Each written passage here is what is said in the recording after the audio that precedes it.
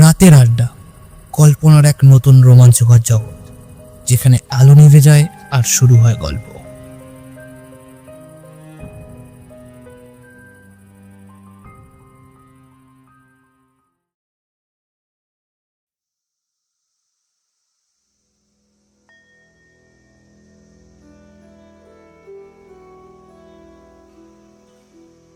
Har Har Mahadev. Welcome back বন্ধু। আজ তুমি শুনছো রাতের আড্ডা। আমাদের এই ইউটিউব চ্যানেলটি তৈরি হয়েছে 5 বন্ধুর পরিশ্রমে, শুধুমাত্র তোমারই জন্য।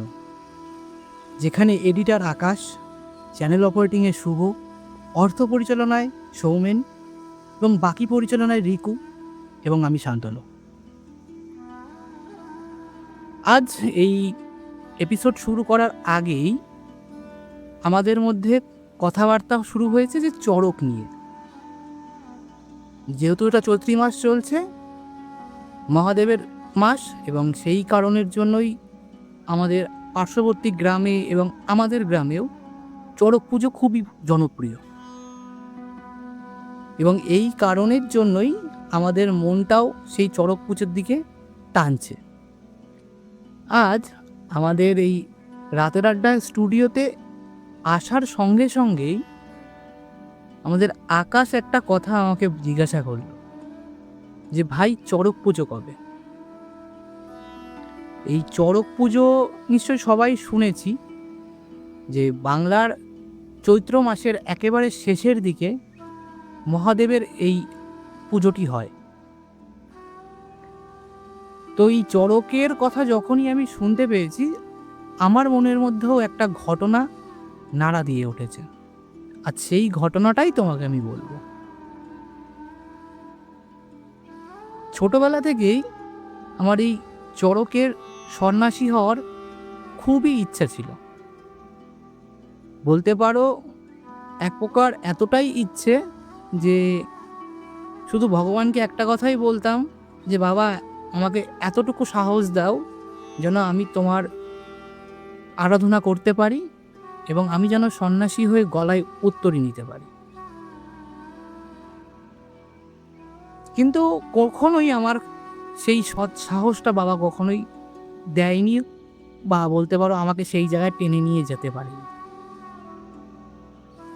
আমার সত্যি কথা বলতে খুবই খারাপ লাগতো যে সবাই করছে, আমার থেকে ছোট ছোট ভাইরা করছে, আমার বন্ধু বান্ধব করছে, কিন্তু আমার মনের মধ্যে এই সাহসটা হচ্ছে না। যেহেতু না হওয়ার পিছনেও কিছু কারণ ছিল, যেহেতু দেখতাম যে খুব পরিমাণে কষ্ট করতে হতো, এবং যদি কেউ অনিয়ম করে বসে এবং তার ওই একজনের ভুলের জন্য পুরো চড়কের যে কজন মিলে করে সবাইকে ভুক্তভোগী হতে হয়। তো এই ভয়টার জন্যই আমি কখনো চড়ক করতে পারছিলাম না। সালটা ছিল 2022। তোমাদেরকে আমি আগেও বলেছি যে আমি আগে পুনেতে কাজ করতাম। তো যখন আমি পুনেতে 2021 সালে যাই, 21 সালে যাওয়ার পরে তখন ওই সেপ্টেম্বর মাস 2021-এর আমি বাড়িতে ফিরে আসি 2022-এর এপ্রিল মাসের 10 তারিখ। তখন সবে সবে আমাদের গ্রামে চড়ক শুরু হয়ে গেছে অলরেডি। ওই বছরের চড়ক তখন সবে শুরু হয়ে গেছে। তো আমি ভেবেছিলাম যে আমি যদি বাড়ি যাই, বাড়ি গিয়ে যদি হাতে সময় পাই, এবছর আমি চড়ক করবই। কিন্তু কোনো মতেই সেটা আর হয়ে উঠল না। কারণ দেখবা একটা নিয়ম থাকে যে এই চৈত্র মাসের 4 দিন আগে তোমাকে উত্তরীয় ধারণ করতেই হবে। তারপর থেকে আর উত্তরীয় ধারণ করা যায় না। তো আমি যেদিন বাড়ি আসি সেদিন ছিল সেই 4র্থ নম্বর দিন, এবং তার আগের দিন আমাকে নিরামিষ খেতে হতো, এবং চুলদাড়ি কেটে নাপিতকে দিয়ে নখ ছুঁয়ে তারপরে উত্তরী নিতে হতো। কিন্তু আমি সেসব কিছুই করিনি, যার জন্যই আমার সেই বছর উত্তরীটা নেওয়া হয়নি। যাই হোক, এবার যারা উত্তরী নিয়েছিল তারা সন্ন্যাসী হয়ে সন্ন্যাসীর যে সমস্ত কাজ বাজ সমস্ত কিছু করছে, বাবার আরাধনা করছে, নিজের চোখের সামনে দেখতে পাচ্ছি। কিন্তু আমার মনের মধ্যে সেবার ইচ্ছা ছিল যে আমি সন্ন্যাসী হব, কিন্তু আমি হতে পারলাম না। এই একটা বড় দুঃখ নিয়ে ওই 4টে দিন কোনো রকমে কাটাচ্ছিলাম। চৈত্র মাসের সেদিন শেষ দিন, যেদিন চড়ক পুজো হয় এবং অনেক জায়গাতে দেখবে চড়ক গাছ তৈরি হয় এবং পিঠের উপরে বড়শি ফুটিয়ে চড়ক গাছে ঘোরানো হয়। কোথাও কোথাও আবার কাটার মধ্যে থেকে ঝাঁপিয়ে পড়তে হয়, কোথাও আবার আগুনের উপরে হাঁটতে হয়, আবার কোথাও বটির উপরে ঝাঁপ দিতে হয়। এবং তার ঠিক আগেই হয় ফুল চাপানো, বাবার মাথায় ফুল চাপানো হয় এবং বাবা যতক্ষণ পরে ফুল দেবে, যতক্ষণ না সে ফুল দেবে না ততক্ষণ তার পরবর্তী এই কাজবাজগুলো হবে না। তো সেবার আমি বাবার কাছে ওখানে থাকাকালীনই প্রার্থনা করি যে বাবা, এবছর আমি করতে পারলাম না, সামনের বছর অন্তত আমাকে টেনো। তুমি জানো আমার ছোটবেলা থেকেই ইচ্ছা, আমার মধ্যে এতটুকু সহ্য ক্ষমতা দিও যাতে আমি সন্ন্যাসী হয়ে তোমার আরাধনাটা করতে পারি। সে বছর সত্যি কথা বলতে আমি ভাবিনি যে পরের বছর কি হবে, কিন্তু বাবার কাছে একেবারে বলতে পারো খুবই পরিমাণে বাবাকে বলছিলাম যে বাবা, সামনের বছর যেন আমি তোমার কাছে আসতে পারি সন্ন্যাসী হয়ে। যাই হোক, 2023-এ বাবা সত্যি সত্যিই আমাকে সেই যোগ্য করে তোলে এবং 2023-এর আমি 9 তারিখে আমি গলায় উত্তরীয় নিই। সবাই জানবে যে উত্তরীয় নিলে তোমাকে বাড়ির কোনো রকম কোনো কিছু রাখলে হয় না, কোনো টান রাখলে হয় না, এবং তোমার যে গোত্র সেই গোত্রও থাকে না, তুমি তখন শিব গোত্রে হয়ে যাও। তো আমাকে ওই উত্তরী নেওয়ার আগে ওইখানকার যারা আগে থাকতে করে এসছে তারা আমাকে বলেছিল যে তুই আগের দিন নিরামিষ খাবি এবং শুদ্ধ বস্ত্রে থাকবি, কোনো রকম আঁশ ছুবি না, আর পরের দিন নখ ছুঁয়ে অবশ্যই আসবি, এসে শুদ্ধ স্নান করবি, স্নান করে শুদ্ধ বস্ত্র পরে মন্দিরে আসবি, তারপরে উত্তরী নিতে পারবি। যথারীতি আমি এইটাই মাথায় নিয়ে নিই। সকালবেলা যখন ঘুম থেকে উঠি, ঘুম থেকে উঠে দেখছি আমার গায়ে জ্বর এসছে। আমি তো রীতিমতো পুরোপুরি ভেঙেই পড়েছি যে বাবা, আমি এত করে তোমায় বললাম যে এই বছরটা যেন আমি তোমার আরাধনা করতে পারি, তখনই তুমি আমায় পরীক্ষায় ফেলে দিলে, আমার জ্বর চলে আসলো, এখন কি হবে? মাকে বলি যে মা, আমার জ্বর এসছে। মাও দেখে বলে কি করবি দেখ, মন যদি টানে চলে যা, কোনো অসুবিধা নেই, বাবারটা বাবাই বুঝিয়ে দেবে, কিচ্ছু হবে না। তখন মায়ের কথাটা শুনে না সত্যি সত্যি আমিও খুব পরিমাণে ব্যাকুল হয়ে যাই যে না, সত্যি সত্যি যা হবে হবে। যদি এতদিন যাবৎ আমার এই ভয়টা যে আমার ভুলের কারণে অন্য কাউকে যদি ভুগতে না হয়, এই ভাবনাটা আমার শুরু থেকেই ছিল, যার জন্য আমি এতদিন যাবৎ চড়ক করতে পারিনি, যদি বাবা সেইটাই করায় আমাকে দিয়ে, তাহলে সেটা তার ইচ্ছাতে হবে, যা হবে দেখা যাবে। আমি চড়কে উত্তরী এই বছর নেবই নেব। আমি যাই সেই মন্দিরে, মন্দিরের পাশেই পুকুর ছিল, পুকুরে গিয়ে স্নান করি। তার আগে নখ ছুঁয়ে এসেছিলাম নাপিতের কাছ থেকে, এসে তার আগে চুল দাড়িও কেটে নিয়েছিলাম, এসে স্নান করে শুদ্ধ বস্ত্র পরে মন্দিরে প্রবেশ করি। মন্দিরে যখন প্রবেশ করি আমার শরীর থরথর করে কাঁপছে শীতে। আমার প্রচুর শীত লাগছে, গায়ে গায়ের উষ্ণতা অনেক বেড়ে যাচ্ছে আস্তে আস্তে। আমি বুঝতে পারছি আমার খুব শরীর খারাপ লাগছে। আমি তখন বাবার সামনে বসে একটা কথা বাবাকে বলি যে যা হবে হবে, যদি তুমি ভাবো যে না এবছর তোকে উত্তরী নিতে দেব না, তাহলে সেটা তুমি ভুল ভাবছো। এবছর আমি উত্তরীয় নেবই নেব। তো তার সামনে প্রণাম ঠুকে আমি উত্তরী নেওয়ার জন্য এগিয়ে যাই। যখন উত্তরীয় গলায় নিচ্ছি, যখন ধারণ করছি, তখনও আমার শরীরে উত্তরী ধরার জন্য সেই শক্তিটা রয়েছে, কিন্তু শীত প্রচুর পরিমাণে লাগছে। উত্তরী নেওয়ার পরে ওখানকার যিনি পূজারী ছিলেন তাকে আমি বললাম যে আমার জ্বর এসছে।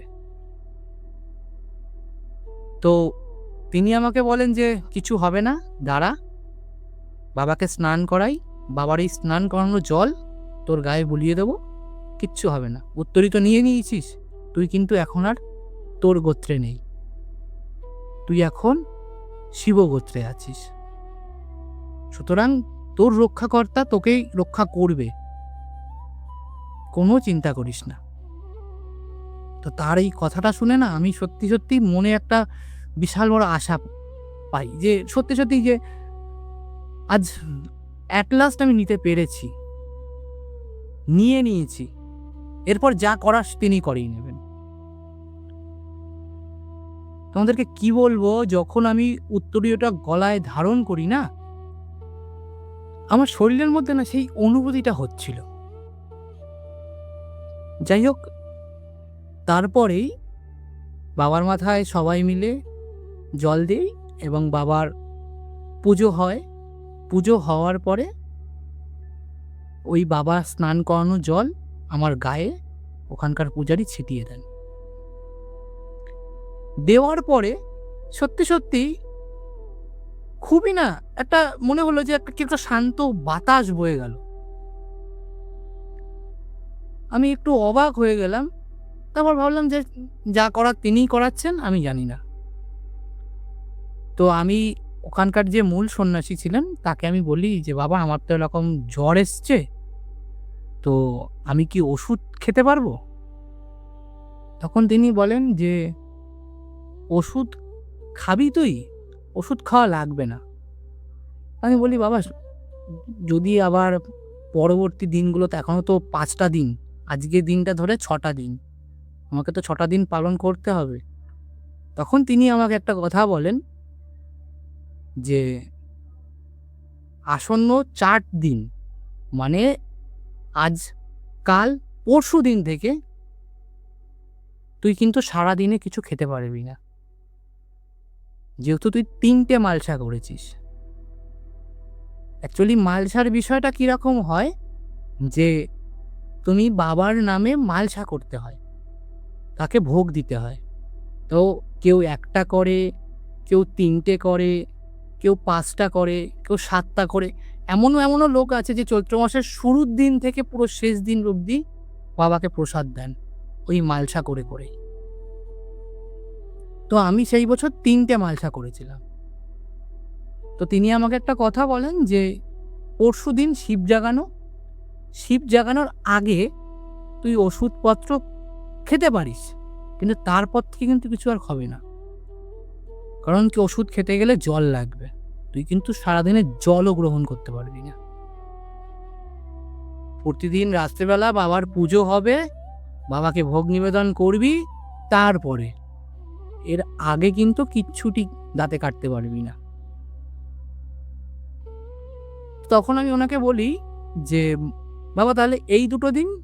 বলে এই 2টো দিন তুমি শুধুমাত্র ফল আর রাত্রিবেলা মালসা ভোগ, যে মালসা তুমি পোড়াবে, যে মালসায় তুমি বাবার ভোগ রান্না করবে, সেই মালসাটাই তুমি গ্রহণ করতে পারবে। তো আমি বলি ঠিক আছে। তো আমি ওই বাকি 2টো দিন ওষুধ খাই। আর ওই প্রতিদিনই ওখানকার যে পূজারী আর মূল সন্ন্যাসী যিনি ছিলেন, তিনি কি করতেন, আমাকে ওই বাবার স্নান করানো জল আমার গায়ে ছিটিয়ে দিত। আর প্রতিবারই ওই গায়ে স্নান করানো জল যখনই ছেটাতো না, শরীরের মধ্যে একটা আলাদাই এনার্জি কাজ করতো, আমার আলাদা একটা শক্তি কাজ করতো। তো প্রথম বছর আমি করছি, তো মন্দির থেকে বলা হয় যে তুমি বাবার নাম করে কালেকশন করতে হয়, যে মানে ভিক্ষা যেমন নেয় না মানুষ, তো বাবার নাম করে তুমি ভিক্ষা বলো বা বাবার নামে যে যা দেয় সেটা নিতে পারো। তা যাও, যে যা দেয় নিয়ে আসো। তো আমরা 4-5টা সন্ন্যাসী মিলে, আর সবাই আমাদের বন্ধু বান্ধবের মধ্যেই, তো 4-5 জন সন্ন্যাসী মিলে একটা আমাদের গ্রামের ঠিক পাশের গ্রামে যাই। পাশের গ্রামে গিয়ে সবার বাড়ি বাড়ি গিয়ে বলি বাবার নামে এসছি, যা পারবেন তাই দেবেন। এবার ধুতি কোনোদিন পরিনি আমি, আগে কোনো দিন ধুতি পরিনি। সেইবার প্রথম ধুতি পরা, গায়ে স্যান্ডো গেঞ্জি, মাথার উপরে একদম সূর্যদেব যেন করে মাথার উপরে প্রবল বেগে তাপ দিচ্ছেন। পায়ে জুতো নেই, খালি পায়া, মাটির রাস্তা, পিচের রাস্তা, সিমেন্টের ঢালাইয়ের রাস্তা, যখনই পা দিচ্ছি না পায়ের তলাটা ছ্যাত করে উঠছে, মানে এতটাই তাপ হয়ে গেছে। তো বাবার নামে নামে প্রত্যেকটা বাড়ি বাড়ি যাই এবং গিয়ে যে যা দেয় নিয়ে প্রায় সকাল 10টার সময় উত্তরী নিয়েছিলাম, 11টার দিকে আমরা মন্দির থেকে বেরোই এবং দুপুর 2:30-3টের সময় আমরা মন্দিরে আবার আসি। মন্দিরে এসে আমার না আর শরীর দিচ্ছে না, মানে এতটাই কাহিল হয়ে পড়েছি, গলা পুরো শুকিয়ে কাঠ হয়ে গেছে। মনে হচ্ছে যে একটু জল পেলে মনে হয় খুব ভালো লাগতো। তো আমি না মানে এতটাই কাহিল হয়ে পড়েছি, মন্দিরের সামনে মাটিতে আমি পুরোপুরি শুয়ে পড়েছি। যেহেতু প্রথম বছর আমার, আমি এবার বুঝতে পারছি যে কতটা কষ্ট করতে হয় একজন সন্ন্যাসীকে। তো আমি শুয়ে পড়েছি। তো আমাদের দেখবে একটা চড়কের না কিছু পুরো সন্ন্যাসীদের চালনা করার জন্য 3 জন মুখ্য ভূমিকা পালন করে। এক হচ্ছে মূল সন্ন্যাসী, 2 হচ্ছে দর সন্ন্যাসী এবং শেষ সন্ন্যাসী। তো আমাদের যিনি দর সন্ন্যাসী ছিলেন, তিনি এসে আমাকে বলছে, কি বাবা কষ্ট হয়ে গেছে? তো আমি বলছি, হ্যাঁ খুব কষ্ট হয়ে গেছে, চোখ বন্ধ করেই বলছি। তো বলছে জল খাবে? আমি বলছি, দেখুন ইয়ার কি মারবেন না, হ্যাঁ জল খেতে পারবো না, আপনি আমাকে বলেছেন, আর আপনি শিখিয়েছেন যে জল খাওয়া যায় না। বলছে কে বলেছে জল খাওয়া যায় না? সব ফাও কথা, তুই শিগগির চিত হয়ে শো তো দেখি মাটিতেই। তো আমি না সত্যি সত্যি চিত হয়ে শুয়ে পড়েছি, চোখ বন্ধ অবস্থাতেই। তিনি কোথা থেকে কি একটা আনলো আমি জানি না, এনে আমার গায়ের উপর থেকে বোলাতে লাগলো।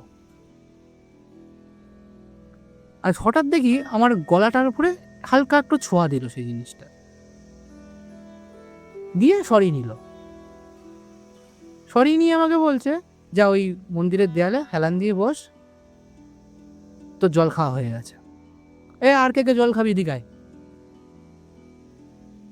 আমি মন্দিরে ওনার কথাটা শুনে মন্দিরে দেয়ালে হেলান দিয়ে বসে রই। তো আর কেউ আসলো না। তারপরে আমি ওনাকে জিজ্ঞাসা করলাম, সত্যি সত্যি তো জল তেষ্টা আর পাচ্ছে না, কি দিলেন আমাকে এটা? তো জল দিলাম।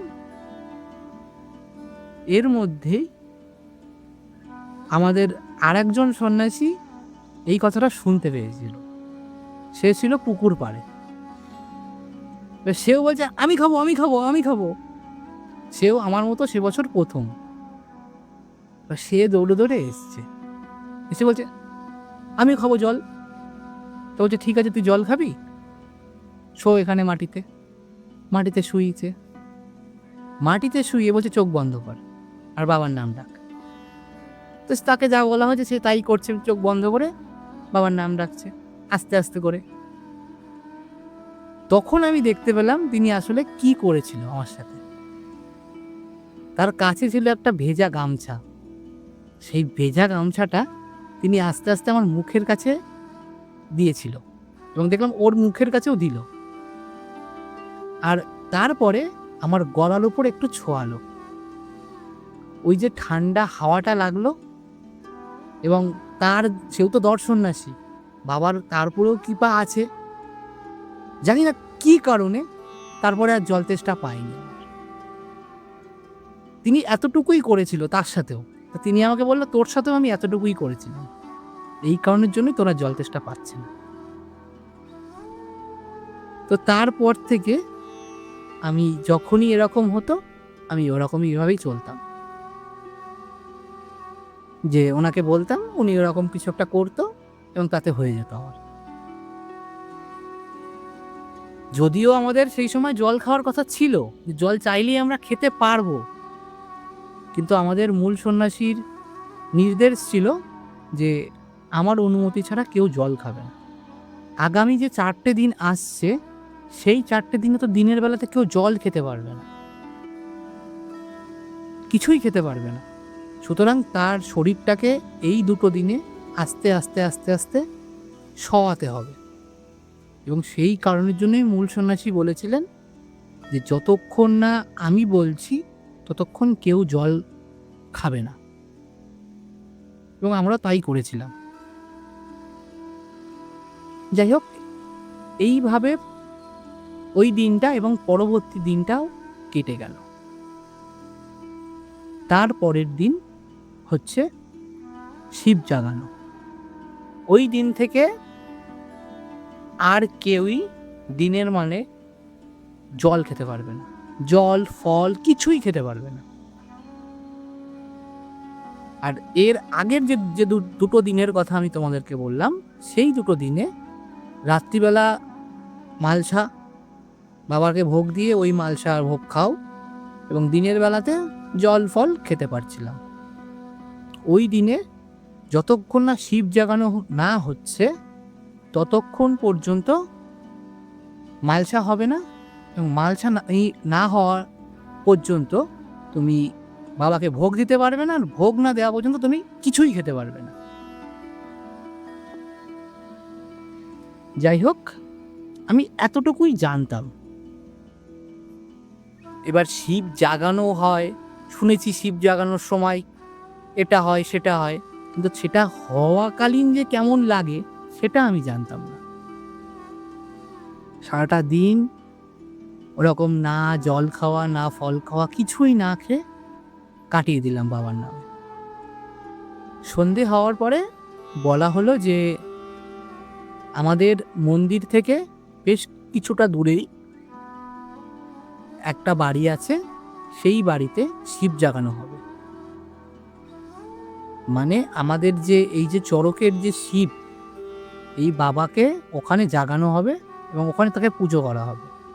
আর এটা হয় কারণ হচ্ছে আমাদের এখানকার নিয়ম আছে যে ওখানে যাবতীয় যা হবে, চড়কের যাবতীয় যা, এটা কেউ চায় যে আমার বাড়িতে শিব জাগানো হোক, এবং সে তখন বাবাকে নিতে চায় নিজের বাড়িতে, সেই কারণের জন্য তার বাড়িতেই হয়। এরকম এক একজনের বাড়িতে এক এক বছর হয়। তোমাদেরকে এবার চড়কের বেশ কিছু ঘটনা আমি বলবো, যে নিয়ম কানুন ঘটনা অনেক কিছুই শুনবে। এটা হয়তো অনেক জায়গায় অনেক রকম আলাদা নিয়ম থাকতে পারে, কিন্তু আমি আমাদের যেখানে আমি চড়ক করি সেখানকার নিয়মটাই তোমাদেরকে বলছি। তোমাদের যে নিয়ম আছে তোমরা অবশ্যই আমাদেরকে কমেন্ট বক্সে কমেন্ট করে জানিও। যাই হোক, রাত্রিবেলা আমরা যাই এবং যাওয়ার পরে ওখানে বাবার পুজো হয়। তারপরে পুজো যখন প্রায় শেষ, মূল সন্ন্যাসী আদেশ দেন যে সবাই ঘর থেকে বেরিয়ে বাইরে আসো, বাইরে এসে সারিবদ্ধভাবে শুয়ে পড়ো এবং সবাই সবার গায়ে গায়ে একেবারে লাগালাগি করে শোবে এবং চিত হয়ে শোবে। এবং তোমাদের কাছে যে গামছাটা আছে সেই গামছাটা যেমন তোমরা চাদর গায়ে দাও তেমন করেই পুরো মাথা থেকে পা পর্যন্ত ঢেকে রাখবে। যথারীতি মূল সন্ন্যাসীর এই আদেশ শুনে আমরা যারা সন্ন্যাসীরা ছিলাম প্রত্যেকে সেইভাবে শুয়ে পড়ি।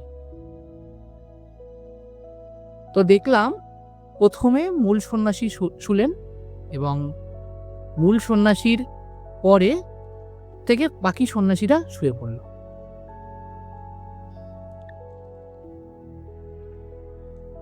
তো দেখলাম যে আমরা একে একে প্রত্যেক সন্ন্যাসী শুয়ে পড়েছে।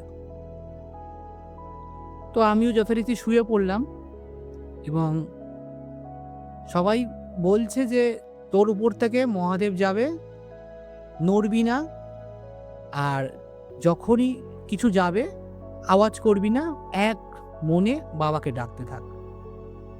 তো আমি ওই মুড়ি দেওয়া অবস্থাতেই পাশের জনকে জিজ্ঞাসা করছি যে কি হবে রে? তখন সে আমাকে বলে যে যে ব্রাহ্মণ মশাই আছেন তিনি বাবাকে মাথায় নিয়ে তোর আমার প্রত্যেকের গায়ের উপরে পাড়া দিতে দিতে যাবে। আমি বলছি মানে? বলছি তোর আমার বুকের উপর থেকে যাবে বাবা, এক মনে বাবাকে ডাকতে থাক আর অন্য কিছুতে মন দিস না, কখন পাড়া দেবে তুই নিজেও জানবি না। তো যথারীতি আমি শুনে একটু ভয়ও পাই যে একটা মানুষের পুরো ওজনটা আমার বুকের উপরে পড়বে, কি হবে কে জানে। তো আমি এক নাগাড়ে বাবাকে ডাকতে থাকি। হঠাৎই দেখি আমার বুকের উপরে একটা চাপ অনুভব করি। দেখলাম প্রথমে বাঁ পাটা পড়লো, তারপরে এসে ডান পাটা পড়লো এবং পড়ার সঙ্গে সঙ্গে প্রায় 1 থেকে 1.5 সেকেন্ড পরে সঙ্গে সঙ্গে সরে গেল। আর যখনই পড়েছে আমি তো এদিকে বাবার নাম ডাকছি, হঠাৎই যখনই বুকের উপরে পাড়াটা পড়েছে পুরো একদম ভিতরে যেটুকু শ্বাস ছিল পুরোটাই বেরিয়ে যায়। আমি একটু অবাক হই এবং বুঝতে পারি এই জিনিসটা কি। তো এই জিনিসটা পার হয়ে যাওয়ার পরেই মূল সন্ন্যাসী বলেন যে চলো উঠে পড়ো সবাই, আমাদেরকে মন্দিরে যেতে হবে। তো আমরা মন্দিরে যাই, মন্দিরে গিয়ে বাবাকে আবার ওখানে রাখি এবং ওখানে রেখে বাবাকে আবার আমরা আরাধনা করি। আরাধনা করে মূল সন্ন্যাসী আবার বলেন যে আবার এখান থেকে বাবাকে নিয়ে আবার যে বাড়িতে পুজো হয়েছে সেই বাড়িতেই থাকবে, চলো আবার বাবার কাছে যাবো। আবার বাবাকে নিয়ে আবার সেই যেখানে পুজো হয়েছিল সেই বাড়িতে রেখে আসা হয়। মূল সন্ন্যাসী বলেন যে এবার এই প্রসাদ তোমরা খেতে পারো, কিন্তু একটা জিনিস মাথায় রাখবে যে প্রসাদ খাবে সারাদিন পরে, জল খেতে পারবে আপাতত, কিন্তু তার মানে এই না যে গিয়ে পরে জল খেয়ে নেবে। সবাই যতটুকু পারবে অল্প পরিমাণ জল খাবে, কারণ আজ তোমাদের শেষ মালসা। তোমরা যে মালসা ভোগ করছিলে সেই মালসা ভোগ আর কিন্তু হবে না। আসন্ন 3টে দিন তোমরা কিন্তু কোনো রকম কোনো মালসাই করতে পারবে না, পুরোটাই জল ফল এর উপরেই থাকতে হবে। তো যথারীতি আমি না শুনে আমি ওনার কথাটা মেনে নিই এবং মেনে নিয়ে আমি খুব অল্প পরিমাণেই ফল খাই আর সামান্য মাত্র জল খাই। ওখান থেকে বাবাকে শয়ন দেওয়া হয় এবং শয়ন দেওয়ার পরে আমরা ওখান থেকে মন্দিরে ফিরে আসি। যেহেতু আগের 2টো দিন মালসা করেছি আমি জানি যে যে একটু বুঝতে শিখেছি যে মালসা কেমন হয়। কিন্তু আমি ভেবেছি যে আজ আমার কোনো অসুবিধাই হবে না। যখনই আমি মালসাটা ধরাই ওইদিন, মালসা ধরানোর পরে হঠাৎই দেখি মালসাটা মট করে একটা আওয়াজ হয়েছে। সত্যি কথা বলতে আমি খুব ভয় পেয়ে যাই। কারণ ১ম দিন মালসা করার সময় মূল সন্ন্যাসী আমাকে একটা কথা, আমাদের সবাইকে, নতুন যারা সবাইকে একটা কথা বলেছিল যে, "তোমার মালসা যদি কোনো রকম ফুটো বা ফেটে যায়, তাহলে কিন্তু তোমার আর মালসা করা হবে না।" তো আমি সত্যি, সত্যি খুব ভয় পেয়ে যাই যে আমার মালসা কি ফেটে যাবে? তো আমি না খুব জোরে, জোরে বাবার নাম ডাকতে থাকি। তো দেখলাম যে সত্যি, সত্যি বাবা শুধু ওই অতটুকুই আওয়াজ হলো, আর কিছুই হয়নি। যতটুকু আমার মনে পড়ে, আমার পাশের সন্ন্যাসী বা তার ঠিক পাশের সন্ন্যাসীটার সাথেও এমন হয়। মালসার ওই যে জায়গাটায় আগুন লাগছে তলাটায়, ওখান থেকে এক চটলা পড়ে গেছে। কিন্তু মালসা তাও ফুটো হয়নি বা ফেটে যায়নি। নিজের চোখে দেখেছি। ওই অবস্থাতে মালসা ভোগ রান্না হয়। যাই হোক, তারপরে ওই দিন মালসা ভোগ সবাই বাবার আশীর্বাদে ভালোভাবেই পূরণ করতে পারে। মালসা ভোগ হওয়ার পরে বাবাকে নিবেদন করা হলো এবং তারপরে যে যার মালসা সে নিজেরাও খেলো।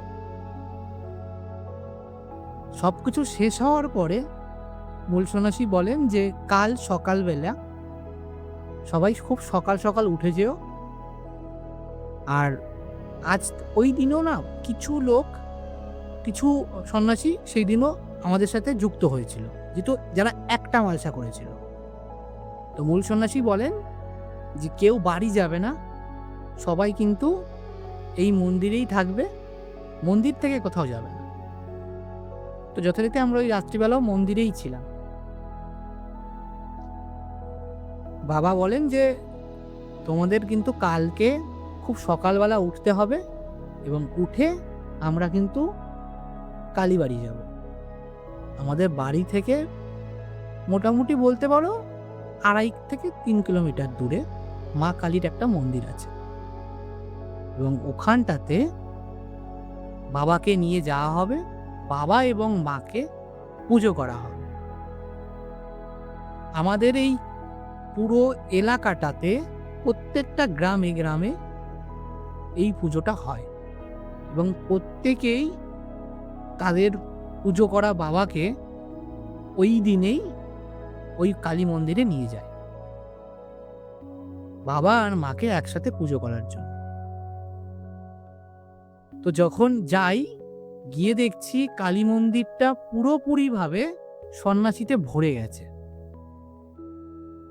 তো প্রত্যেকেই এত সন্ন্যাসী দেখে না নিজের মনের মধ্যে একটা আলাদা আনন্দ কাজ করতে থাকে। তো আমাদের মূল সন্ন্যাসী বলেছিলেন যে যখনই তুমি কোনো সন্ন্যাসীকে দেখবে তাকে প্রণাম করবে এবং তার প্রণাম বলতে পায়ে হাত দিয়ে প্রণাম না, তার সাথে আলিঙ্গন করবে, তার সাথে আলিঙ্গন করবে। আর মূল সন্ন্যাসী, দর সন্ন্যাসী আর শেষ সন্ন্যাসী যারা হবে ওদের পুরোপুরি টিমের তাদেরকে প্রণাম করবে অবশ্যই। তোমার যদি মনে হয় বয়োজ্যেষ্ঠ কেউ আছে তাকেও প্রণাম করতে পারো। আমাদের মূল সন্ন্যাসী আরও একটা কথা বলেন যে তোমাদের এমনও হতে পারে যে অনেক এমন মা বোনে হতে পারে বা এমন কোনো ব্যক্তি হতে পারে যে যারা তোমার থেকে বড়, তোমার হয়তো পা ছুঁতে পারে প্রণাম করার জন্য। তুমি কিন্তু তাদের প্রণাম নেওয়ার যোগ্য শুধুমাত্র একটা কারণেই, তোমার গলায় উত্তরীয় আছে তাই। সুতরাং যখনই কেউ তোমার পায়ে হাত দেবে, তুমি উত্তরীটা অবশ্যই ধরো নিজের হাত দিয়ে। তো যথারীতি সেটাই আমরাও পালন করছিলাম। তো ওখানে গিয়ে এত সন্ন্যাসী দেখে তো একে অপরকে আলিঙ্গন করলাম। করার পরে ওই মন্দিরের চারিপাশেও না মহাদেবের বেদি বেদি করে মহাদেবের শিবলিঙ্গ রাখা আছে। তো সেই শিবলিঙ্গতেও গিয়েও আলিঙ্গন করলাম। করার পরে সবাই ওখানকার যারা ছিলেন সবাই বলল যে এত যখন সন্ন্যাসী এসছে, তো সন্ন্যাসীরা বাবাকে নিয়ে এসছে, তা বাবা মাকে একবার নাচ দেখাবে না? যেহেতু অনেকগুলো ঢাকিও ছিল ওখানে, প্রত্যেকটা টিমের একটা করে করে ঢাকি এসছিল, আর আমাদের টিমেরও ঢাকি ছিল। তো একজন বলেন যে সবাই মিলে যাও, সবাই মিলে গিয়ে একসাথে ওখানে নাচবে বাবার নাম করে, এবং ঢাকিরা যারা আছে তারা প্রত্যেকেই ঢাক বাজাবে। তো আমাদের পুরো এই এলাকায় বলতে পারো নেই করে 150 থেকে 200 তো হবেই, ওই সময় ছিল 200 জন সন্ন্যাসী একসাথে নাচছে। প্রত্যেকের পরনে ধুতি, গেঞ্জি, মাথায় বা মাজাতে একটা করে গামছা, গলায় উত্তরীয়, কারোর গায়ে একটা আলাদা কোনো বস্ত্র নেই বা কারোর পায়ে একটা চটি নেই। ঢাকের তালে তালে প্রত্যেকে নাচছে। সত্যি জীবনে না ওই জিনিসটা দেখার পরে মনে হচ্ছে সত্যি বাবা তুমি আছো। এই জিনিস আমার নালে কপালে জুটতো না। এত প্রতীক্ষার অবসান আজকে আমার ঘটেছে হয়তো এই জিনিসটা দেখার জন্য। দেখে নিজে যখন নাচছি আর অন্যকে যখন নাচতে দেখছি, দেখে চোখ জুড়িয়ে যাচ্ছে। যাই হোক, তারপরে ওখানে নাচ গান করলাম। গান তো না, নাচ হয়েছিল। নাচের পরে মূল সন্ন্যাসী আর আমাদের সন্ন্যাসী, শেষ সন্ন্যাসী বললেন যে বাবা মায়ের পুজো হয়ে গেছে, আমরা এখান থেকে এবার বাবাকে নিয়ে রওনা দেব। এবং এখন আমাদের এই যাওয়ার পথে যতগুলো গ্রাম পড়বে, প্রত্যেক গ্রামে যেখানে যেখানে চড়ক হচ্ছে সেখানে সেখানে আমরা যাব, গিয়ে বাবাকে এক কথা নগর পরিক্রমা করাবো, করিয়ে তা সেখানে বাবার মাথায় জল ঢালা হবে, এবং তাদের যে পুজো করা বাবা সেখানেও তোমরা জল ঢালবে, এবং প্রত্যেক জায়গায় গিয়ে অবশ্যই কিন্তু নাচবে। তারা জল ঢেলে দেবে, সেই জলের মধ্যে কাদার মধ্যে তোমাদেরকে নাচতে হবে। তো আমাদের সন্ন্যাসী যারা মূল শেষ যা যা বলেছিল আমরা তাই তাই করেছিলাম। তো আমরা বাড়ি ফেরার পথে প্রায় 4টে মতো জায়গায় পুজো হয়েছে। সেই প্রত্যেক কটা জায়গাতে আমরা যাই এবং গিয়ে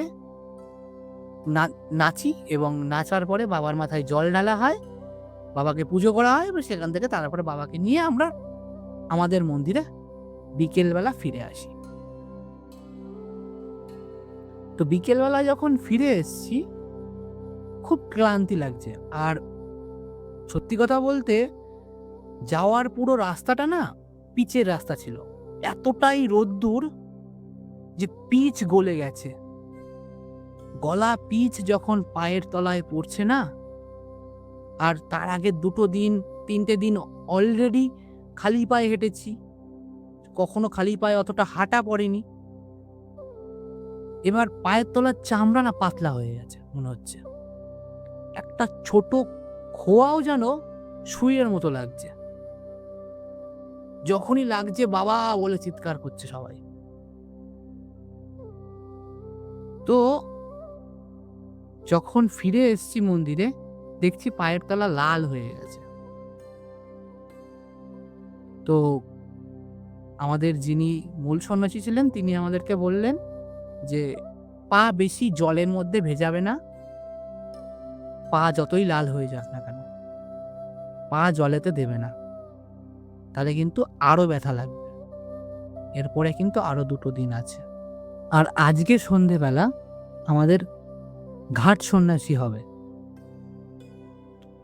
তো তিনি বলেন যে, জানি না কেউ দেখেছো কিনা, নিশ্চয় সবাই দেখেছো, যে খেজুর গাছ মাথানো হয়, খেজুর গাছে উঠে এক কথায় নৃত্য হয়।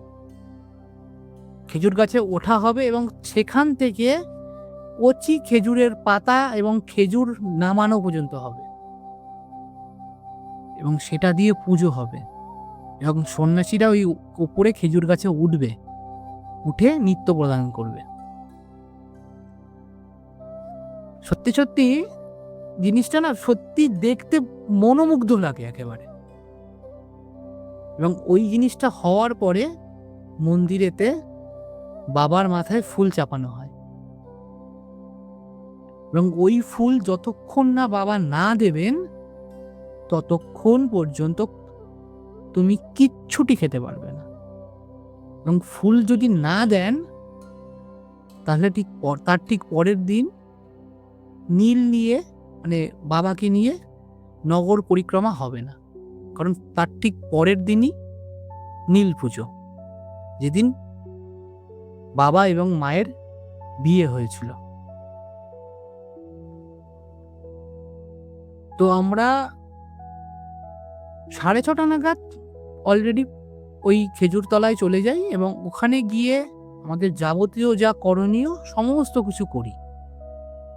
করে মূল সন্ন্যাসী বলেন যে এবার চলে যাও, সবাই স্নান করতে যাব। আমরা স্নান করে এসে একেবারে এই মন্দিরের সামনে বসবে সবাই।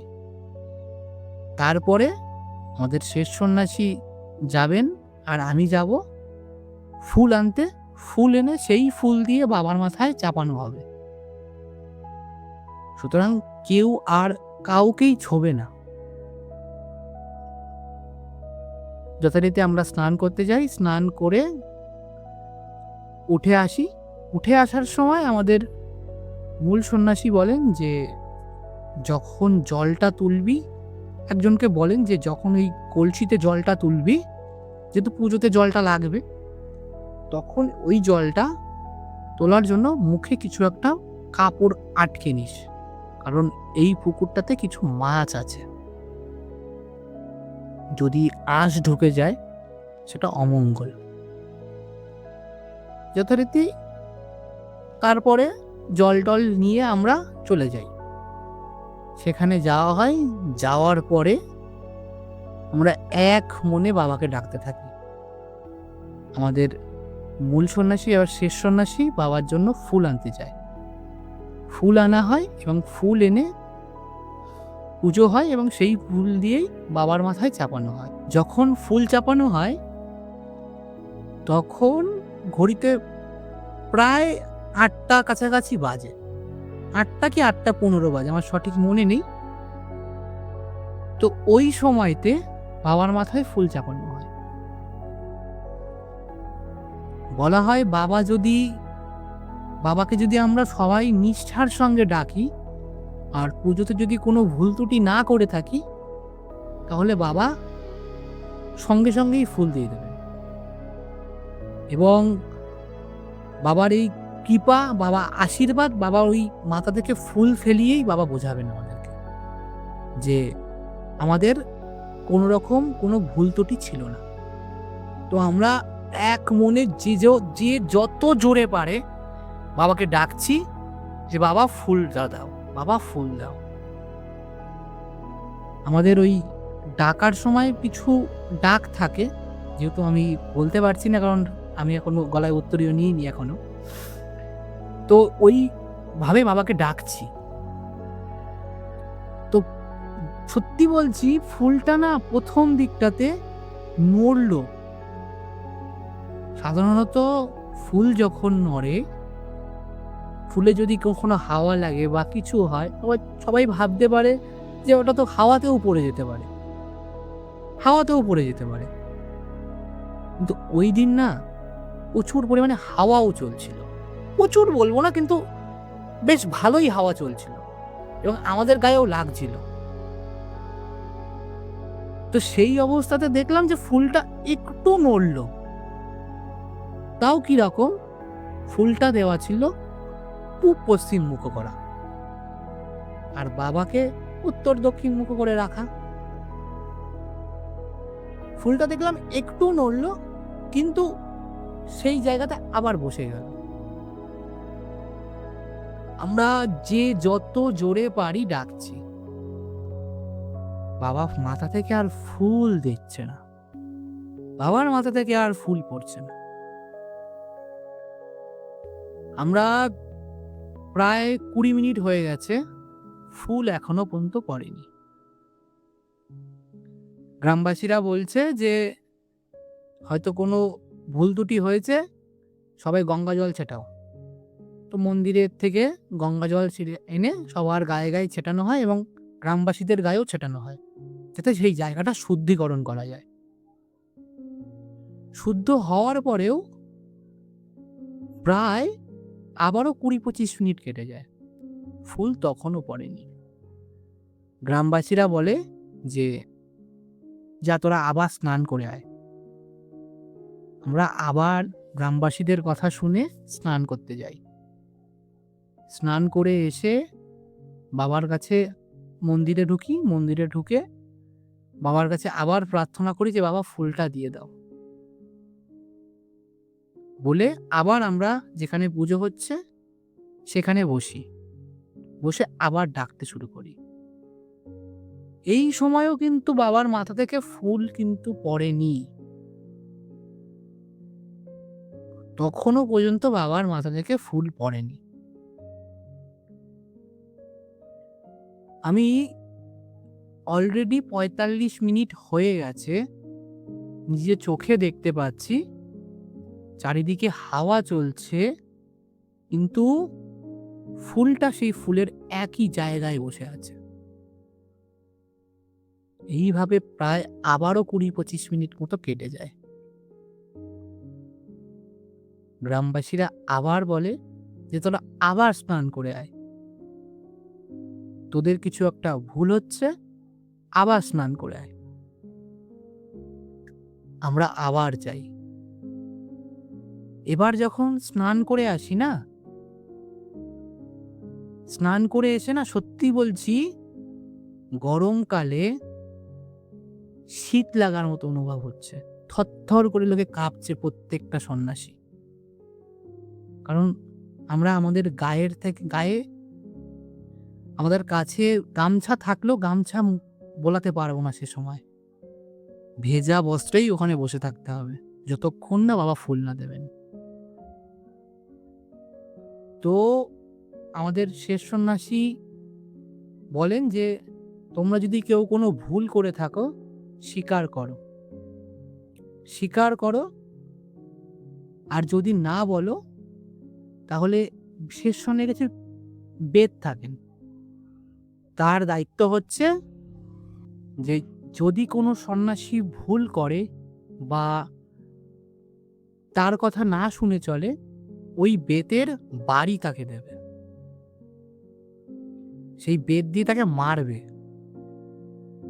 তো সন্ন্যাসী বলেন যে যদি তোমরা ভুল করো কোনো, তাহলে বাবার কাছে ক্ষমা চাও, আর যদি না চাও তাহলে কিন্তু আমাকে বাধ্য হয়েই সবাইকে মারতে হবে। তো যথারীতি সবাই বলি যে না, আমরা কোনো ভুল করিনি। কেউ যে যার মতো করে বলেছে যে আমরা কেউ ভুল করিনি। তো শেষ সন্ন্যাসীও জিনিসটা বুঝতে পেরে কাউকে আর মারেনি, না মেরে বলে যে তাহলে এক মনে বাবাকে ডাকতে থাকো। তো আমরা এক মনে বাবাকে ডাকতে থাকি। হঠাৎ করেই আমাদের মূল সন্ন্যাসীর মধ্যে এমন কিছু গতিবিধি লক্ষ্য করা যায় যেটা না একটা সাধারণ মানুষের হয় না। কেমন একটা যেন নেতিয়ে পড়ছে, কেমন একটা হঠাৎ করে ক্রুদ্ধ হয়ে যাচ্ছে। হঠাৎ করেই দেখলাম সন্ন্যাসী পুরোপুরিভাবে শুয়ে পড়ল। শুয়ে পড়ে দেখবা সাপ যেমন ফোঁস আওয়াজ করে না, তিনি এতটা জোরে নিঃশ্বাস প্রশ্বাস নিচ্ছেন যে ওরকম আওয়াজ হচ্ছে। হতে হতেই উনি হঠাৎই মাটিতে পুরো লুটুপুটি খাচ্ছে। খেতে খেতেই হঠাৎই বলে বসেন যে ভক্তের যদি কোনো ভুল হয় তাহলে তো আমি ভক্তর কাছ থেকে বুঝে নেব, আমার ভক্তরা কিছু করেনি। এই ভক্ত আর ভক্তটা কি বলতো? ভক্ত হচ্ছে আমাদের সাধারণ যারা সন্ন্যাসী, আর আমরা যদি কোনো ভুল করি তাহলে আমাদের সন্ন্যাসী, মূল সন্ন্যাসী আর শেষ সন্ন্যাসীর কাছ থেকে বাবা বুঝে নেবেন। তো তিনি তখন বলেন যে ভক্তের কাছ থেকে আমি বুঝে নেব, কিন্তু ওখানে তো ওরা কোনো ভুল করেনি, ভুল তো আসলে ওই ঘটে, ওই কলসিটাতে ভুল, ওই কলসিতে যে আঁশ ঢুকেছে রে। তখন আমাদের যিনি ওই কলসিতে করে জল নিয়ে এসেছিল তাকে জিজ্ঞাসা করা হয় যে তোমাকে যখন বলা হয়েছিল যে একটা কাপড় দিয়ে ছেঁকে জলটা নিও, তুমি কিভাবে জল নিয়েছিলে? তখন তিনি বলেন যে আমি তো পুকুরে কলসি ডুবিয়েছি, জল নিয়েছি, চলে এসেছি। বলছে তোমাকে যে বারবার করে বলা হলো যে তুমি জল নেবে, কিছু কাপড় দিয়ে ছেঁকে জল নিও, নেওনি কেন? আমি যে কথাগুলো তোমাদেরকে এখন বলছি তখন কিন্তু ঘড়ির কাঁটায় প্রায় 11:10। ওই সময়তে তখনও আমাদের কিন্তু ফুল পড়েনি। আমাদের মনের মধ্যে একটা জিনিস তখন খুব পরিমাণে কাজ করছে যে যদি আজকে বাবা ফুল না দেন তাহলে কাল নীল হবে না, নগর পরিক্রমা হবে না, পরশুদিনের বটিজাপ হবে না, চড়ক পুজো হবে না, কিছুই হবে না, এবং আর কোনোদিন হয়তো চড়ক হবে কিনা সেটাও আমরা জানি না, যেহেতু এটা অমঙ্গলের ব্যাপার আছে। তো তখনই গ্রামবাসীরা বলেন যে এই জলটাকে আবার পরিবর্তন করা হোক, আর বাবার মাথায় যে ফুলটা আছেন সেই ফুলটা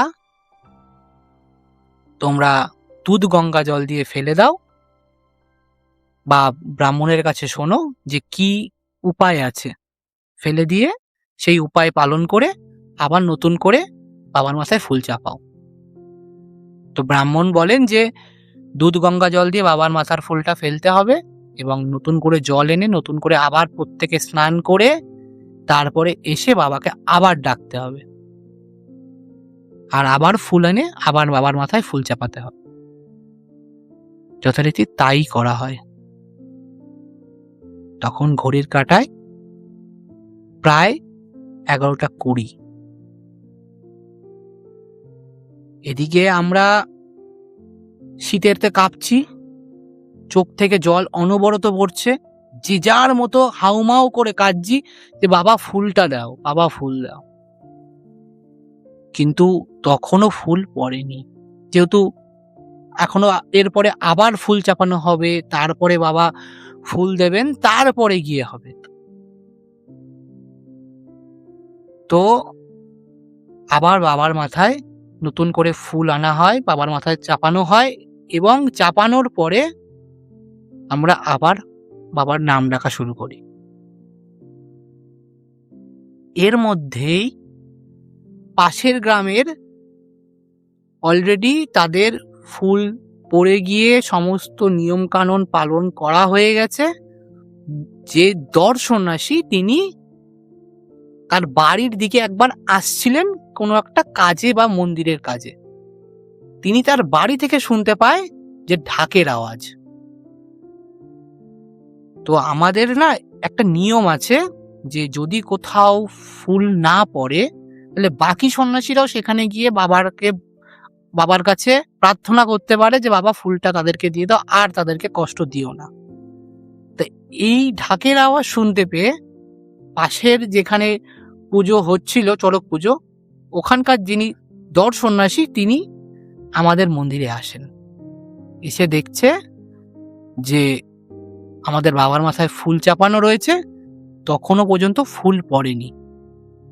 তো তিনি এসে, আমি বলতে গিয়ে আমার গায়ের পশম খাড়া হয়ে যাচ্ছে, তিনি এসে আমাদের মন্দিরের ভিতরে আসেন, এসে বলে, এই ডাক, বাবার নাম ডাক, বাবা ফুল দেবে না হতে পারে, ডাক, নাম ডাক।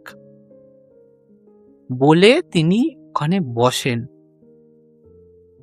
তোমরা কেউ জানি না কি ভাববে বা বিশ্বাস করবে কিনা,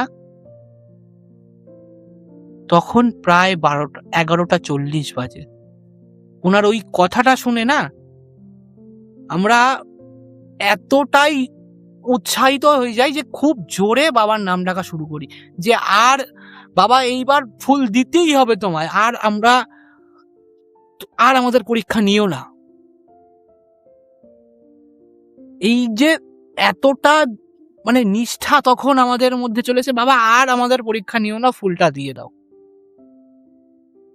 কি বলবো, ফুলটা না যেই উনি ওই কথাটা বলার সঙ্গে সঙ্গে আমরা ওই যে সবাই এতটা মরিয়া হয়ে বাবার নাম ডাকা শুরু করলাম, দেখলাম ফুলটা না নড়ে উঠল। ফুলটা নড়ে উঠল, নড়ে ওঠার সঙ্গে সঙ্গে কি বলবো, মনের মধ্যে যেন আরো একটা বিশাল শক্তি পেলাম যে সেই সন্ধেবেলার দিকে একবার ফুল নড়েছিল আর এখনো পর্যন্ত ফুল নড়েনি, আর এই নড়ল।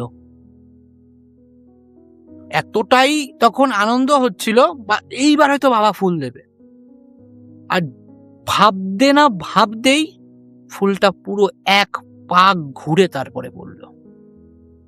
মানে এই সাধারণ জিনিস কি হয়, এই বাবার মাথার ফুল না সারাক্ষণ আমরা জেনারেলি ভাবি কি হাওয়া দিলে একটা সাইড থেকে পড়ে যাবে, কিন্তু এইভাবে ফুল পড়ে না। ফুল এক পাক ঘুরবে, হাফ পাক ঘুরবে, কোনো সময় এক পাক দু পাক ঘুরে জায়গায় বসে যাবে, তারপরে গিয়ে ফুল পড়ে, এমনও হয়েছে। তো ওই ফুলটা এক পাক পুরো ঘুরে তারপরে ফুল পড়েছে।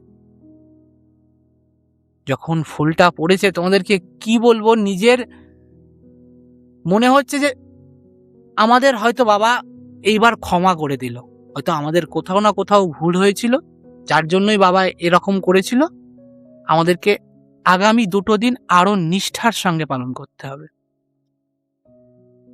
তো তারপরে ফুল যখন পড়েছে সবাই তো হাউমাউ করে কাঁদছে। তখন কিন্তু কারোর মাথায় একবার আসছে না যে সারাদিন আমি খাইনি, আমার শরীরে কি হচ্ছে, কেউ কিচ্ছু ভাবছে না, শুধু বাবা যে কৃপা করেছে এই খুশিতেই সবার যেন মনে আলাদা একটা আনন্দ কাজ করছে। তো তারপরে পুজো অর্চনা হওয়ার পরে শেষ হলো ওখানেই। তারপরে যিনি দর্শনাসী পাশের থেকে এসেছিলেন তাকেও সেও বসেছিল, সে বসে থাকার পরে তাকেও প্রসাদ দেওয়া হলো, সে প্রসাদ গ্রহণ করলো এবং গ্রহণ করে আমাদেরকেও প্রসাদ দেওয়া হলো, আমরা প্রসাদ গ্রহণ করলাম।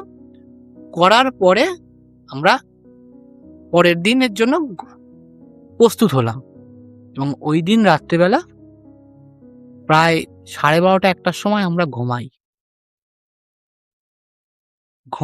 ঘুমিয়ে পড়ার পরে পরদিন সকালবেলা ভোর 5:30টার সময় আমরা ঘুম থেকে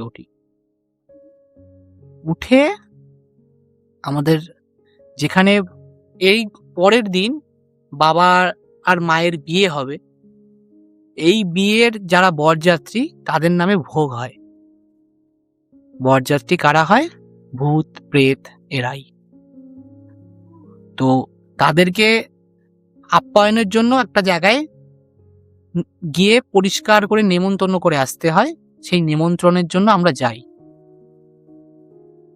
তো ওই 5:30-6টা নাগাদ আমরা সেখানে পৌঁছাই, গিয়ে নিমন্ত্রণ করি এবং ওই জায়গাটা পুরো পরিষ্কার করে গোবর দিয়ে লেপে সুন্দর করে রেখে আসি।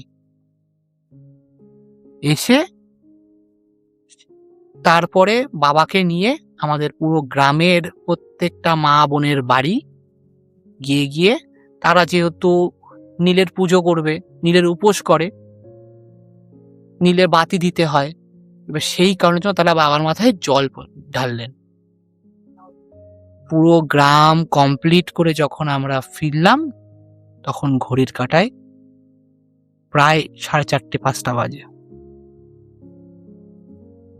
যেহেতু আগের দিন এত কিছু হয়ে গেছে, এই দিন না আর কারোর মধ্যে কোনো কষ্ট বা কিছু যে মূল সন্ন্যাসীর কাছে গিয়ে বলা যে আমি সহ্য করতে পারছি না, আমার খুব কষ্ট হচ্ছে, আমাকে একটু কিছু বলো বা কিছু উপায় দাও, কেউ কোনো কথা না, শুধু এক মনে বাবাকে ডাকছে।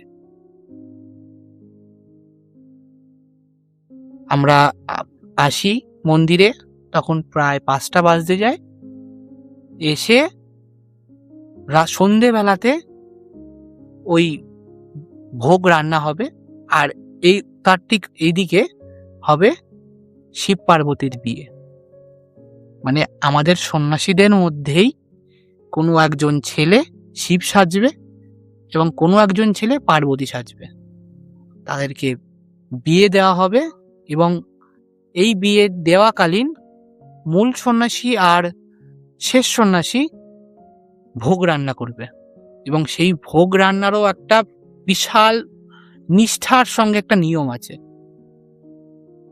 তার মধ্যে থাকবে, ভোগের মধ্যে গোবিন্দভোগ চাল না আতপ চাল আমি জানি না সঠিক, কিন্তু ওরকম চাল থাকে, শুকনো লঙ্কা থাকবে, ঘি থাকবে, সমস্ত কিছু তোমার হচ্ছে লবঙ্গ, অনেক কিছু থাকে। ওই সমস্ত কিছু দিয়ে একবারে দিয়ে বাবার নাম করে চাপানো হবে, এবং ওই চাপানো ওই হাঁড়িতে আর কখনোই খোলা হবে না। ওই হাঁড়ির মুখ আর খোলাই হবে না। ওই হাঁড়ির মুখ খোলা হবে যেখানে বাবার ভোগ, ওই বরযাত্রীদের ভোগ দেয়া হবে, ওই জায়গাটাকে বলা হয় হাজরাতলা। ওই হাজরাতলায় গিয়ে মুখ খোলা হবে, এর আগে মুখ খোলা হবে না। মূল সন্ন্যাসী ওই কাজটা করে। আর শেষ সন্ন্যাসী কি করেন, দুটো গোটা মাছ পোড়ায়, পুড়িয়ে তাকে পুরো ঘি দিয়ে মাখিয়ে রেখে দেয়। তো সেই করে নিয়ে যতক্ষণে আমরা শিব পার্বতীর বিয়ে দেব, তার মধ্যে তাদেরকে এই কাজটা সম্পূর্ণ করতে হবে। ভোগ রান্না হয়ে গেলে আর কোনো রকমেই ওই ভোগ রেখে দেওয়া যাবে না। এমন ভাবে করতে হয় যাতে শিব পার্বতীর বিয়েও কমপ্লিট হবে, সঙ্গে সঙ্গে ভোগও রেডি হয়ে যাবে, ভোগ নিয়ে আমরা হাজরাতলা চলে যাব। তো যথারীতি সেইভাবেই আমরা প্ল্যান করে কাজটা করি। এবং করার পরে যখনই আমরা আর ওই ভোগ রান্নার সময় না, মূল সন্ন্যাসী শেষ সন্ন্যাসী একটা আওয়াজ পর্যন্ত করবে না মুখ থেকে, একটা আওয়াজ। সেই জায়গাটা পুরোপুরি ঘেরা থাকে, কেউ দেখতে পাবে না, শুধুমাত্রই থাকবে মূল সন্ন্যাসী আর শেষ সন্ন্যাসী, আর কেউ না। তো ওই ভোগ রান্না হওয়ার পরে মূল সন্ন্যাসী একটা ইশারা করে, এবং ততক্ষণে আমাদেরও পুরো শেষ। মানে ভগবান একদম সেরকম ভাবেই করে দিয়েছিল সে বছর। আর আমাদেরকেও বলা হয়েছিল যে ভোগ রান্না করতে এতটা টাইম লাগতে পারে, তোমরা কিন্তু এইটুকু টাইমের মধ্যেই সমস্ত কিছু শেষ করবে যা করার। আমার শেষ হওয়ার সঙ্গে সঙ্গেই তোমাদেরও যেন শেষ হয়ে যায়, এবং তাই হয়। যখনই শেষ হয়ে যায়, শেষ হওয়ার সঙ্গে সঙ্গেই আমাদেরকে ইশারায় বলা হয় যে সবাই সবার গামছাটা মুখে বেঁধে নেবে এবং লাইন করে দাঁড়াবে, কেউ কোনো কথা বলবে না, শুধু বাবার নাম ডাকা ছাড়া আর কোনো কথা হবে না। শেষে থাকবে শেষ সন্ন্যাসী, আর শুরুতে থাকবে মূল সন্ন্যাসী, আর দর সন্ন্যাসী থাকবে মাঝখানে। আর এই ভোগ নিয়ে যাওয়ার সময় মুখে যেন কোনো যাতে কোনো ঘ্রাণ না যায় সেই কারণের জন্য পুরো মুখ ঢাকা থাকে আমাদের। এবং সেই ভোগ নিয়ে যাওয়ার সময় রাস্তায় কোথাও দাঁড়াবে না, এবং ভোগ দিয়ে তাদেরকে আহ্বান জানিয়ে ওখান থেকে একেবারে সোজা ফিরে আসবে। যখন মূল সন্ন্যাসী ফিরবে তার পিছন পিছন সবাই ফিরে আসবে, আর ওখানে গিয়েও কোনো কথা বলবে না, আর ফেরার সময় কেউ পিছনে তাকাবে না। অনেকগুলো নিয়ম আমাদেরকে বলে দেওয়া হয়, তো আমরাও তাই করি। তো কি বলবো, আমি কখনো না ওই হাজরাতলার ওই ভোগ কখনো দেখিনি, কোনোদিন দেখিনি। তা আমি ওইবার প্রথম করেছি, যেহেতু আমাদের বলা হয় ওটা শ্মশান, কারণ ওখানটাতে শেষ সন্ন্যাসী ওই দিন ওই আহ্বান জানানোর জন্য শ্মশান থেকে মরার হাড়, কাঠ এগুলো আনে, সেগুলো ওখানে রাখাও হয়। ঠিক আছে, তো সেই জিনিসটা আমরা আমাদেরকে বলা হয়েছিল যে ওটা একটা শ্মশান, কিন্তু ওখান থেকে বেরিয়ে সোজা স্নান করবে, আগে এসে আগে স্নান করবে, তারপরে যা কথা বলার বলি। তো আমরা ওখানে আহ্বান জানিয়ে ওখানে বালা খাটা হয়, মানে তাদেরকে আহ্বান করা হয়, আহ্বান করে আমরা ফিরে আসি। ফিরে এসে আগে করি স্নান, স্নান করে তারপরে ব্রাহ্মণের কথা শুনে, ব্রাহ্মণ যা যা বলবে তাই করে, তারপরে আমাদের আবার সারাদিনের পরে খাওয়া দাওয়া যা করার তাই করতে পারবো। তো তাই করা হয়। পরদিন সকালবেলা শেষ সন্ন্যাসী যায়, গিয়ে দেখে আসে যে সেই ভোগটা কেউ নিল কিনা, নিবেদন তো করে আসা হলো, কেউ সেটাতে ভোগটা গ্রহণ করলো কিনা। তিনি এসে বললেন যে শুধুমাত্র একটুখানি দই আর হাফ মতো মিষ্টি আর একটা ফল পড়ে রয়েছে, আর সব পরিষ্কার। তোমরা নিশ্চয়ই প্রত্যেকেই জানো যে, এবার বলতে পারো যে ওটাকে তো কুকুর বিড়ালেও খেয়ে নিতে পারে, শিয়ালেও খেয়ে নিতে পারে, যেহেতু বন জঙ্গলের মধ্যে শিয়ালও আসতে পারে। কিন্তু একটা জিনিস দেখো, যে সবাই জানো যে কুকুর কিন্তু কখনো ঘি ভাত খায় না, আর ওই জিনিসটা কিন্তু পুরোপুরিভাবে ঘি দিয়ে ডোবানো থাকে, আর একটা বিড়ালের পক্ষে সম্ভব না ওই রকম জিনিস খাওয়া। তার মধ্যে শুকনো লঙ্কা পোড়া থাকে, এক কথায় শুকনো লঙ্কার গাদা থাকে, এলাচ থাকে, অনেক কিছু যা আমি জানি না আমি এখনো পর্যন্ত, কিন্তু এতটাই, আর সত্যি কথা বলতে ওর গন্ধটা এতটাই তীব্র যে তুমি গামছা দিয়ে ঢেকে রাখলেও তোমার নাকের মধ্যে যাওয়ার সম্ভাবনা থাকে। এবং আমার নাকেও লাগছিল জিনিসটা, এতটাই তীব্র গন্ধ। তো আমি ওইবার জানতে পারলাম। তো পরদিন আমাদের হবে কি, চড়কের একদম শেষ দিন। এই দিন হবে আমাদের এখানকার নিয়ম যে বটি জাপ হবে, বাঁশ দিয়ে 1 তলা 2 তলা 3 তলা 4 তলা 5 তলা এরকম করা হবে, এবং তার উপরে জাল পাতা হবে, জালের উপরে বটি রাখা হবে, এবং ওই উপর থেকে লোকে লাফ দেবে ওই বটির উপরে। তাও এটা হবে কখন, তার আগে কাদা খেলা হবে।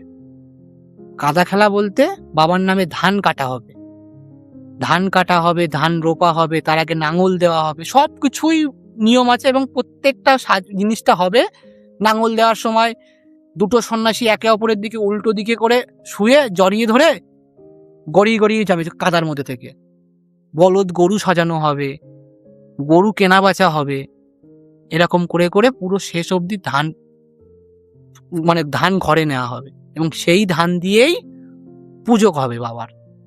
তারপরে আবার বাবার মাথায় ফুল চাপানোর আগে ফুল আনা হবে এক মালির বাড়ি থেকে, এরকম নিয়ম আছে। সেখানে মালি সাজবে একজন, এরকম মালি সেজে তার কাছ থেকে ফুল আনবে, শেষ সন্ন্যাসীর কাছ থেকে ফুল আনবে, এরকম অনেক নিয়ম আছে। তো সেই ফুল আনা হলো। যেহেতু আমাদের 2 দিন আগেই একটা বিশাল বড় অভিজ্ঞতা হয়েছে যে আমাদের ফুল বাবা দিয়েছে প্রায় 3 থেকে 3.5 ঘন্টার কাছাকাছি পরে গিয়ে, এবং আমাদের কাজে ভুল হয়েছিল। যেহেতু এই ভুলটা হয়েছিল না, নিজেদের না খুবই পরিমাণে ভয়েও ছিল, খুবই ভয়ে ছিলাম যে কি হবে আবার কি কোনো ভুল করে বসলাম আমরা, কেউ যদি জল খেয়ে ফেলে, আমি কি অজান্তে জল খেয়ে ফেললাম, এরকমও ভয় লাগা শুরু হলো। কিন্তু ওই এক মনে বাবাকে ডাকছিল। যখন স্নান করে আমরা কাদা টাদা খেলা করে যখন বাবার কাছে আসলাম স্নান করে, তখন ওই স্নান করে আসার পরে শেষ সন্ন্যাসী আর মূল সন্ন্যাসী ফুল আনতে গেলেন এবং ফুল এনে বাবার মাথায় চাপানোর জন্য পুজো হলো এবং ফুল চাপানো হলো। তোমরা বিশ্বাস করবে না, ওই ফুলটা না 2 থেকে 2.5 মিনিটের মধ্যে পড়ে গেছে। আর দুপুর বেলা যেহেতু হয়েছিল, ওটা আমাদের এখানে দুপুর বেলা হয়, সেই দুপুর বেলায় একটা হাওয়া নেই ভাই, এক টুকরো হাওয়া নেই, মানে কোনো পাতা নড়ছে না। এমন না যে সন্ন্যাসীদের মুখের আওয়াজে পড়ে যাবে, এমনটাও থাকে না, যথেষ্ট দূরে থাকে সন্ন্যাসীরা, চারিদিকে জাল টাল পড়ে থাকে, তার মধ্যে ফুলটা 2 থেকে 2.5 মিনিটের মধ্যে ফুল পড়ে যায়। যখন ফুল পড়ে যায় না, নিজেদের এতটাই খুশি হয় যে বাবা আর আমরা ভুল করিনি, আমরা আর কেউ ভুল করিনি, সবাই আনন্দে কাঁদতে থাকি যে বাবা সত্যি কৃপা করেছেন। তারপরে গ্রামবাসীদের নামেও ফুল চাপানো হয়। তো গ্রামবাসীদের নামের ফুলটাও বাবা মিনিট 10 মধ্যে দিয়ে দেন। মানে আমাদের গ্রামবাসীরাও খুবই নিষ্ঠার সঙ্গে তারা পালন করেছিলেন। যাই হোক, তারপরের থেকেই শুরু হয় চড়কের আসল আকর্ষণ, বটি ঝাঁপ খেলা। একে একে প্রথমে মূল সন্ন্যাসী ওই 1তলা 2তলার ওই বাঁশের উপরে ওঠেন, উঠে বাবার নামে ফল, বাতাসা, ডাব এ সমস্ত সবকিছু বাবার নামে ছড়ায় এবং সেটা গ্রামবাসীরা প্রসাদ হিসেবে গ্রহণ করেন, এবং তারপরে মূল সন্ন্যাসী ঝাঁপ দেন। মূল সন্ন্যাসী ঝাঁপ দেওয়ার পরে একে একে সব সন্ন্যাসীরা ঝাঁপ দেয়। আমার মনের মধ্যে একটা ভয় ছিল যে অতটা উঁচু থেকে আমি লাফ দেব, যদি কিছু হয় কি হবে কে জানে। তো আমি বাবাকে বললাম যা হবে হবে, আমি যদি কোনো ভুল করি তুমি শাস্তি দেবে। তো আমি 2তলা থেকে লাফ দিয়েছিলাম। 2তলাতে উঠি এবং উঠে যিনি আমাকে ফেলবেন, তো তিনি আমাকে বলেন যে তোমার পুরো শরীরটা আমার উপরে ছেড়ে দাও, ভর দিয়ে দাও, পুরোপুরি গা হালকা করে দাও, আর এক মনে বাবাকে ডাকতে থাকো। তো আমি এক মনে বাবাকে ডাকতে থাকি, আর তিনি আমার মাজার টাইট করা রাখা গামছাটা শক্ত করে ধরে রাখলেন। তিনি হঠাৎই দেখলাম আমাকে বললেন চোখ বন্ধ করো, নাম ডাকো। চোখ বন্ধ করে নাম ডাকতে থাকি।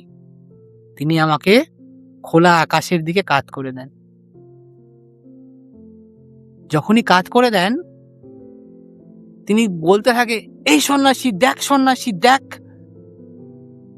এতটুকু পর্যন্ত আমি শুনতে পেয়েছিলাম। বলতে না বলতেই আমার শরীর পুরোপুরি ওই বাস ছেড়ে দেয় এবং তিনি ধাক্কা দিয়ে, ধাক্কা ঠিক না, উনি আমাকে পুরো ছেড়ে দেন এবং আমি পুরো আকাশে ভাসতে থাকি। হঠাৎই একটা পিঠে ধপ করে কিছু একটা অনুভব হয় এবং আমি ওই বোটের উপরে ঝাঁপ দিই। ঝাঁপ দিয়ে যখন উঠে জালের তলা থেকে যখন যাই, পাড়ার যত গ্রামবাসীরা ছিলেন সবাই আমার দেখছি গায়ে মাথায় জল দিচ্ছেন। তা আমাদের মূল সন্ন্যাসীর নিয়ম ছিল যে যেই তোমার গায়ে পায়ে হাত দেবে তুমি সঙ্গে সঙ্গে তোমার উত্তরীটা ধরবে। আমি উত্তরী ধরি, উত্তরী ধরে বাবার কাছে যাই, বাবাকে প্রণাম করি এবং বলি যে আমার এতদিনের মনস্কামনা তুমি আমার পূর্ণ করলে, তার জন্য তোমাকে অসংখ্য ধন্যবাদ। আমি চাই সারাটা জীবন এই জিনিসটা কন্টিনিউ করতে বা চালিয়ে যেতে বলতে পারো, আর সারাটা জীবন তোমার এই চরণ ধরে থাকতে চাই। আমি কোনোদিনই যেন এমনটা না হয় এই পৃথিবীর সমস্ত সবাই আমাকে ছেড়ে চলে গেলেও তুমি যেন আমাকে কোনোদিন ছেড়ে যেও না। আমি নিজের এই জীবনের শেষ নিঃশ্বাসটাও ত্যাগ করতে চাই তোমার কোলে মাথা রেখে। তো তারপরে আমাদের সমস্ত ঝাঁপ খেলা হয়ে যাওয়ার পরে তখন আমাদেরকে চরণামৃত দেওয়া হয় এবং দেওয়ার পরে ব্রাহ্মণ বলেন যে আজকে কেউ উত্তরী খোলা হবে না, উত্তরী খোলা হবে কালকে।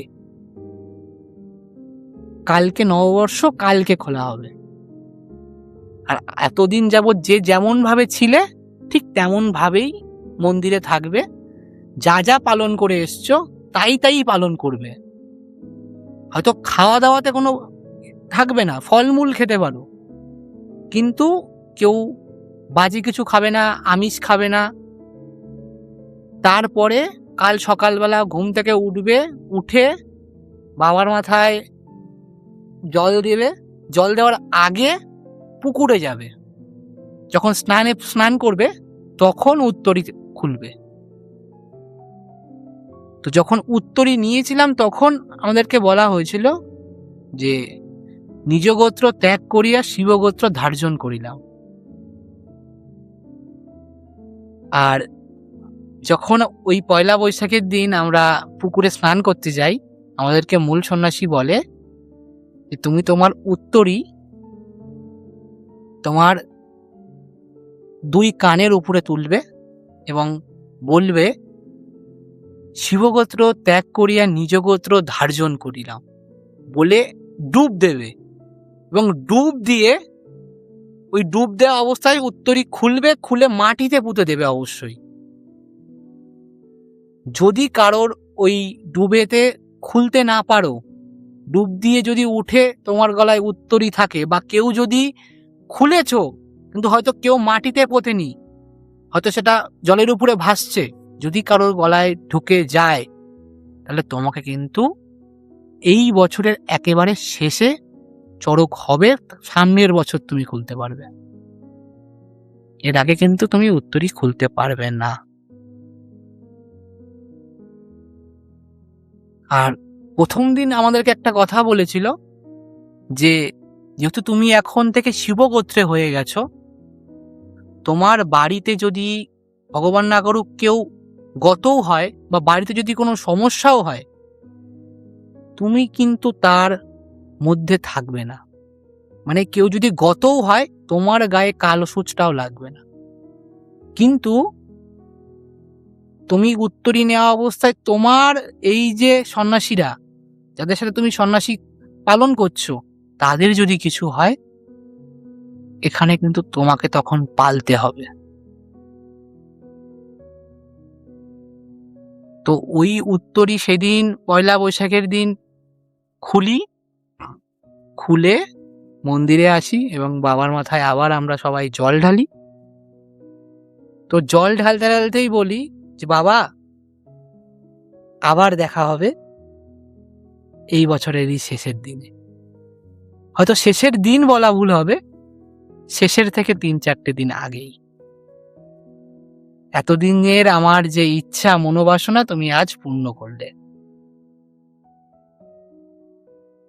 তো এই ছিল আমার প্রথম বছরের চড়কের অভিজ্ঞতা, এবং আমি এইটুকু হলপ করে বলতে পারি যে বাবা সত্যি সত্যিই আছেন, এবং বাবার আশীর্বাদ আমাদের তোমার আমার প্রত্যেকের মাথায় আছে। তিনি আমাদের রক্ষাকর্তা এবং তিনি আমাদেরকে রক্ষা করে চলছেন।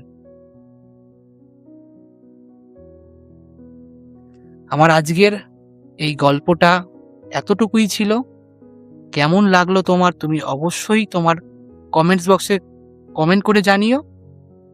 তোমাদের বাড়ির ওখানে যদি চড়ক পুজো হয়, অবশ্যই একবার কমেন্ট করে লিখো যে তুমিও চড়ক পুজো দেখেছো, এবং তোমাদের ওখানে কি নিয়মে করা হয় অবশ্যই আমাদেরকে কমেন্ট করতে ভুলো না। যদি কোনো ভুল ত্রুটি হয়ে থাকে আমাকে ক্ষমা করো, আর যদি কিছু আমি মিস করে গিয়ে থাকি বা না বলে থাকি অবশ্যই কমেন্ট করে জানিও। দেখা হচ্ছে পরবর্তী কোনো এক গল্প নিয়ে বা ঘটনা নিয়ে। ততক্ষণের জন্য টাটা।